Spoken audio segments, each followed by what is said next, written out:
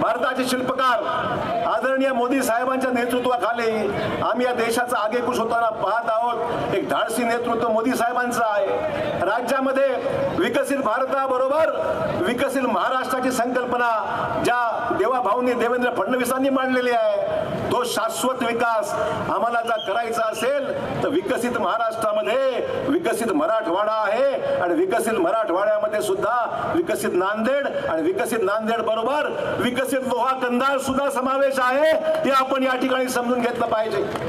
आणि म्हणून हे काम केंद्रात सरकार आपलं आहे, राज्यात आपलं सरकार आहे। मग नगरपालिका दुसऱ्या तिसऱ्याच्या हातून देऊन आपल्याला आपलं काही नुकसान करायचंय का? कामं करायचे, पैसा लागतो। आणि तिजोरीचं नियंत्रण लक्षात ठेवा, नियंत्रणाचा अर्थ आहे कंट्रोल। तिजोरीचा कंट्रोल देवेंद्र फडणवीस साहेबांच्या हातामध्ये मुख्यमंत्री या नात्याने आहे।